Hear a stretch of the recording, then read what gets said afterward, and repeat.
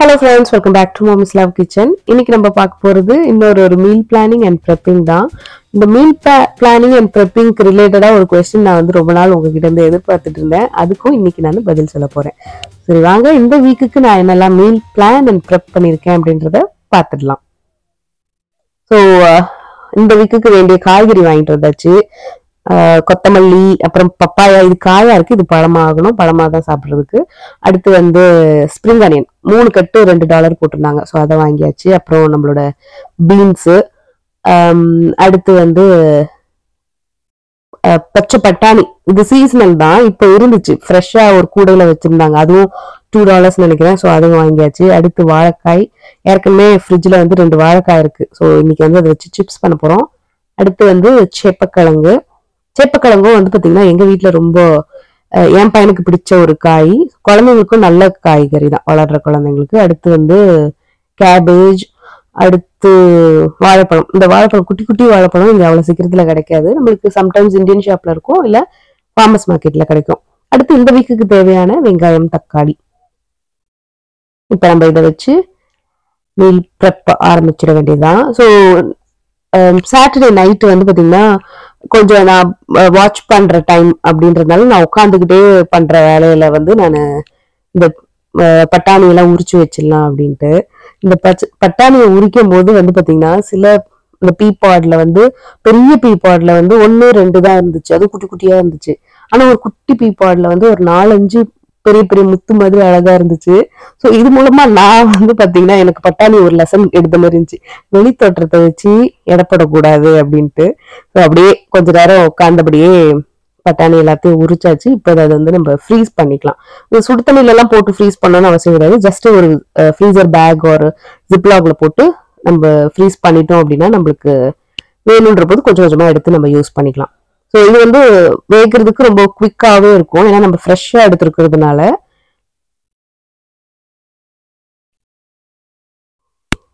அடுத்துதான் வந்து பாத்தீங்கன்னா வாழைக்காயெல்லாம் வந்து நல்லா தோல் எடுத்துட்டு சிப்ஸ் போடலாம் அப்படின்ட்டு. இதுவும் வந்து பாத்தீங்கன்னா நான் உட்காந்துட்டு இந்த வேலையை பண்ணிடலாம் அப்படின்னு சொல்லிட்டு, ஆக்சுவலா என்னோட பிளான் வந்து இது ஏர் ஃப்ரை பண்றதுதான்.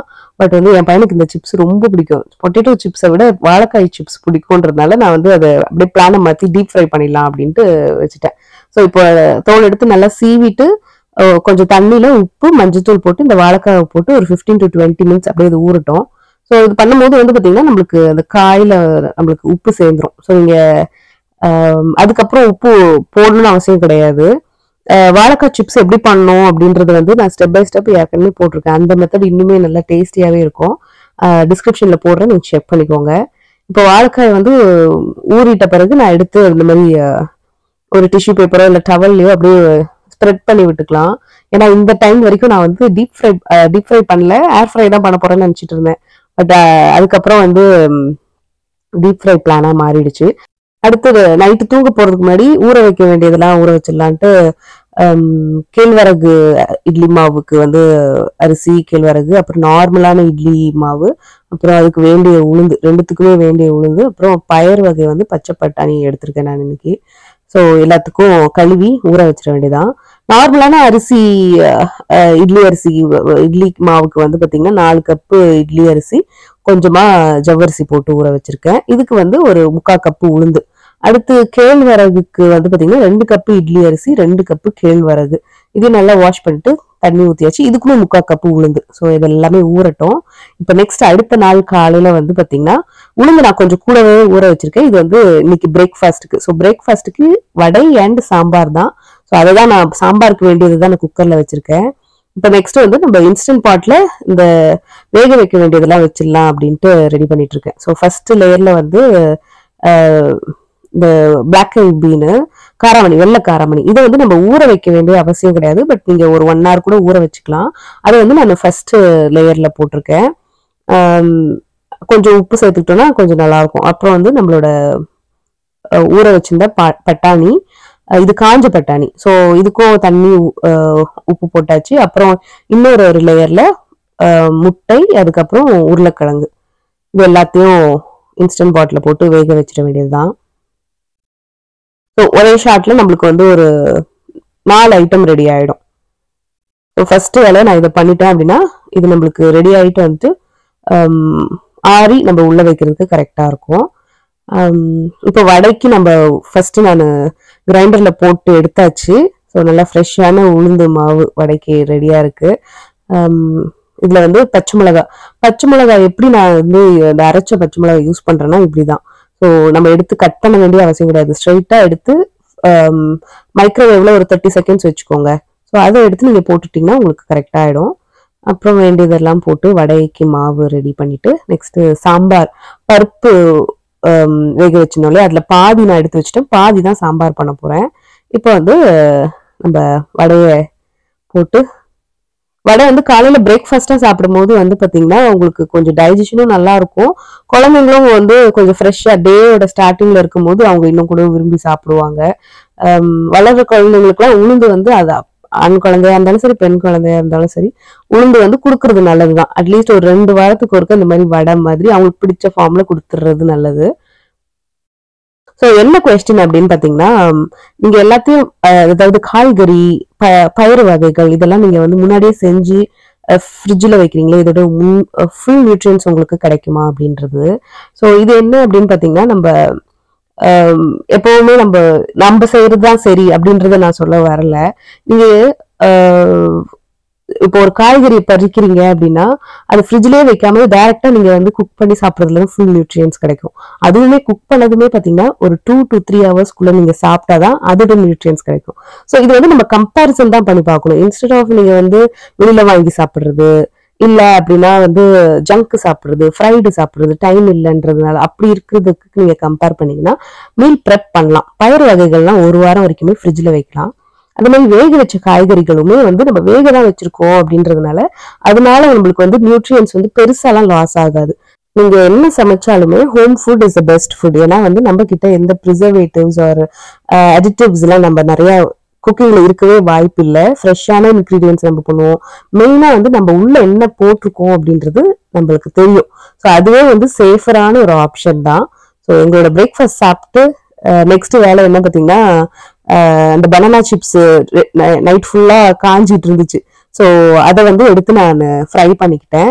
ஸோ ஒரு பேட்ச் மட்டும் நான் வந்து ஏர் ஃப்ரையர்ல போட்டேன். ஒரு 350 டிகிரி ஃபாரன்ஹைட்ல ஒரு 5 to 7 மினிட்ஸ் வச்சேன். அந்த பேட்ச்மே வந்து பாத்தீங்கன்னா நல்லா கிறிஸ்பியா தான் இருந்துச்சு. பட் நம்மளுக்கு வந்து எப்பவுமே அந்த டீப் ஃப்ரைட் தானே ரொம்ப பிடிக்கும். ஸோ மெயினா என் பையனுக்கு தான் செய்யறேன் அப்படின்றதுனால வந்து நான் இந்த முறை வந்து டீப் ஃப்ரை பண்ணிட்டேன். பட் நெக்ஸ்ட் டைம்ல இருந்து நான் ஏர் ஃப்ரையர்ல போடலான்னு. ஏன்னா ஒரு பேட்ச் போட்டது நாட் பேட், நல்ல கிறிஸ்பியாவே இருந்துச்சு. ஸோ இதுக்கு வந்து நான் கொஞ்சமா உப்பு சேர்த்துக்கிறேன். ஸோ இந்த ஸ்டேஜ்ல நம்ம உப்பு சேர்க்கறது அவ்வளவு சீக்கிரத்துல வந்து சேராது. பட் ஸ்டில் இருந்தாலும் கொஞ்சம் சேர்த்திருக்கேன் நான். நம்ம ஊற வைக்கும் போதும் போடுறதுல அந்த உப்பு தான் மெயினா இந்த சிப்ஸ்ல இன்னைக்கு இருக்கிறது. ஸோ இதுவுமே நல்லா ஆற வச்சுட்டு நம்ம ஒரு ஏர்டைட் பாக்ஸ்ல போட்டுட்டோம்னா நம்மளோட ஒரு ஸ்நாக் ரெடி ஆயிடும்.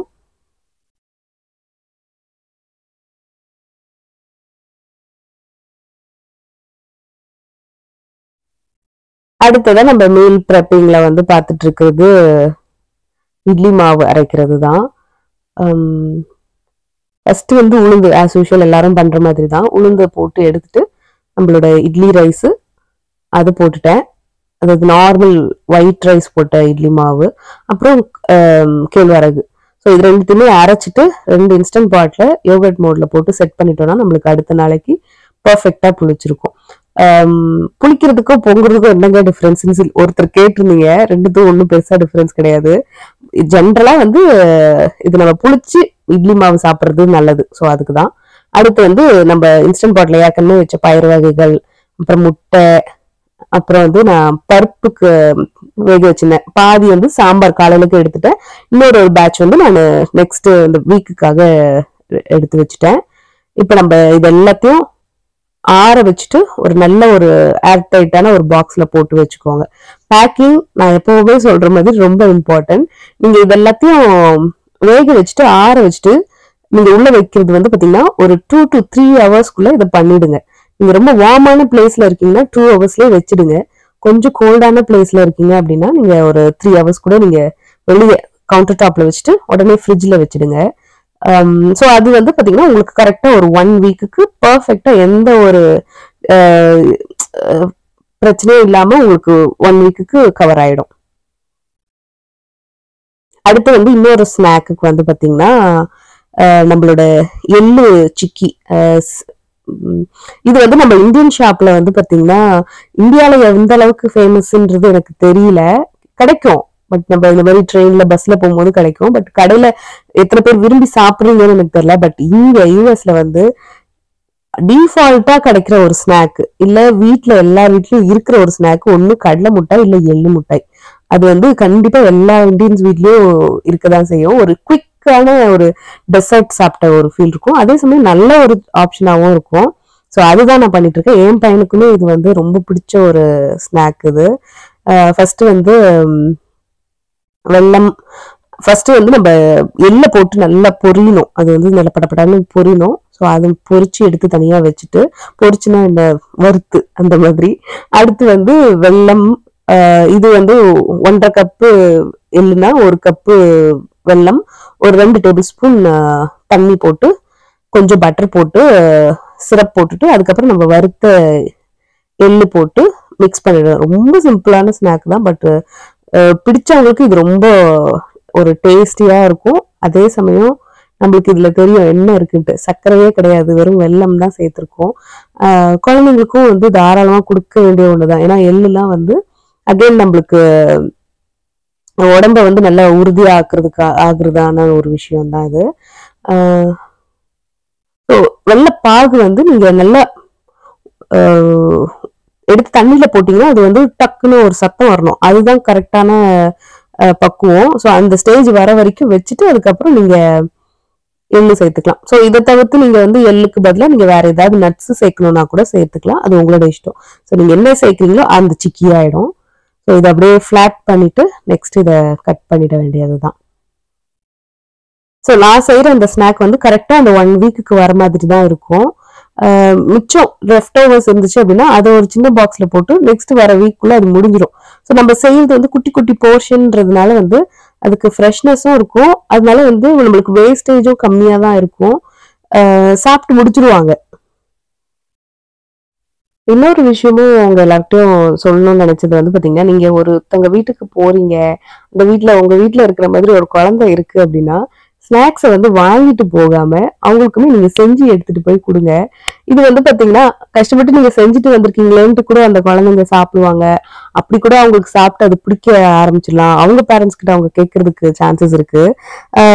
அதே மாதிரி நம்ம கையால செஞ்சு தரது வந்து எப்பவுமே ஸ்பெஷல். நம்மளுக்கு வந்து அதோட குவாலிட்டி நீங்க எங்கேயுமே அதை ரீச் பண்ண முடியாது.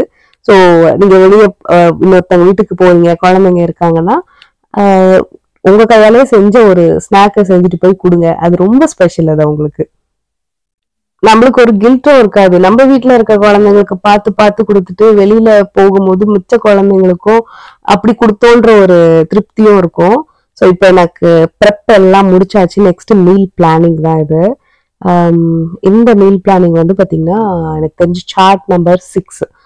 ஸோ பிரேக்ஃபாஸ்ட்டுக்கு வந்து ஆஸ் யூஷுவல் என் பையனுக்கு லஞ்ச் பாக்ஸ்க்கும் உள்ளதை தான் நான் பண்றேன். ஸோ அதெல்லாம் நான் ஸ்டார் போடுறேன். ஸோ மண்டே மார்னிங் பிரேக்ஃபாஸ்ட்டுக்கு வந்து பாத்தீங்கன்னா நம்ம கிட்ட தோசை மாவு இருக்கு. ஸோ அதனால பன்னீர் தோசை டாக்கோஸ் மாதிரி பண்ணி பையனுக்கு கொடுக்கலான் இருக்கேன். அடுத்து வந்து எங்களுக்கு வந்து நார்மலான அந்த கேழ்வரகு தோசை இருக்குல்ல, அது வித் பொடி பண்ணிடலான் இருக்கேன். அடுத்து வந்து நம்ம எக்லாம் வேக வச்சிருக்கோம் இல்லையா, ஸோ எக்கு குழம்பு லஞ்சுக்கு. அப்புறம் பீன்ஸ் பொரியல் பண்ணிடலான்ட்டு. ஏன்னா பீன்ஸ்லாம் வந்து பாத்தீங்கன்னா சீக்கிரம் கெட்டு போயிடும். ஸோ அதனால ஃபர்ஸ்ட் அதை நான் காலி பண்ணிட்டு அதுல கொஞ்சம் எடுத்து வச்சிருக்கேன். ஸோ மிச்ச ரெசிபிஸ்க்கு யூஸ் பண்ணிக்கலாம் அப்படின்ட்டு. ஸோ நைட் டின்னருக்கு வந்து பாத்தீங்கன்னா இட்லி அண்ட் சாம்பார். நம்ம பருப்பு ஏற்கனவே வேக வச்சிருந்தோம்னா அதுல கொஞ்சம் இருக்கு. ஸோ அதை வச்சு நான் சாம்பார் வச்சிருவேன். ஏன்னா எனக்கு வந்து மண்டே ஈவினிங் எனக்கு என்னோட ஒர்க் இருக்கும். ஸோ அதனால நான் கொஞ்சம் சிம்பிளான இதுவா வச்சிருவேன். அடுத்து டியூஸ்டே மார்னிங் வந்து பாத்தீங்கன்னா பொடி இட்லி. ஸோ இது வந்து என் பையனுக்கு. எங்களுக்கு வந்து அவல் உப்புமா. லஞ்சுக்கு வந்து பாத்தீங்கன்னா வெஜ் பிரியாணி. ஸோ நம்ம கிட்ட பீன்ஸ் கேரட்லாம் என்கிட்ட ஏற்கனவே இருக்கு. நம்ம ஃப்ரெஷ் பீஸ்லாம் இருக்கு. ஸோ வெஜ் பிரியாணி அண்ட் சொரக்காயும் நான் ஏற்கனவே போன வீக் வாங்கினது என்கிட்ட இருக்கு. ஸோ சொரக்காயில ரைத்தா பண்ணிடலான் இருக்கேன். அடுத்து நைட்டுக்கு வந்து பாத்தீங்கன்னா சப்பாத்தி அண்ட் நம்ம வெள்ளைக்காரமணி ஊற வச்சிருக்கோம்ல, அதை வச்சு நான் ஒரு கிரேவி ஒரு குருமா அது பண்ணிடலாம் அப்படின்னு இருக்கேன். அடுத்து வெட்னஸ்டே மார்னிங் வந்து பாத்தீங்கன்னா chapati chapati and paneer wrap. So paneer வந்து நான் ஏற்கனவே வாங்கினது இருக்கு. ஸோ அதை வச்சு ரேப் பண்ணிடலாம். எங்களுக்கு வந்து தோசை, அப்புறம் நம்ம முந்தின நாள் நைட்டு வச்ச அந்த கிரேவி மிச்சம் இருக்க வாய்ப்பு இருக்கு. ஸோ அதை வச்சு சாப்பிடுவோம். இல்லைன்னா பொடி இல்லை சட்னி வேணா சட்னி வச்சுக்கலாம். அடுத்து இன்னைக்கு லஞ்சுக்கு, வெட்னஸ்டே லஞ்சுக்கு வந்து fried rice and potato fry. நம்ம பொட்டேட்டோ ஏற்கனவே வேக வச்சிருக்கோம் இல்லையா, ஸோ அதுல பொட்டேட்டோ ஃப்ரை. அடுத்து வந்து நைட்டுக்கு வந்து பாத்தீங்கன்னா பணியாரம். நம்ம கிட்ட தோசை மாவு இருக்கு. ஸோ தோசை மாவையே வச்சு டிஃப்ரெண்ட் வேரியேஷன்ல சாப்பிடணும் இல்லையா. So paniyaram and tomato chutney. So தக்காளியும் வாங்கி வச்சிருக்கோம். அடுத்து வந்து பாத்தீங்கன்னா தேர்ஸ்டே மார்னிங் பாஸ்தா. எங்களுக்கு வந்து ஊத்தப்பம் அண்ட் சட்னி. ஸோ ஊத்தப்பம் வந்து நம்ம ஆனியன் ஆர் ஏதாச்சும் காய்கறி இருந்துச்சுன்னா எந்த காய்கறினாலும் நான் போட்டுடுவேன். அடுத்து லஞ்சுக்கு வந்து பாத்தீங்கன்னா மோர் குழம்பு.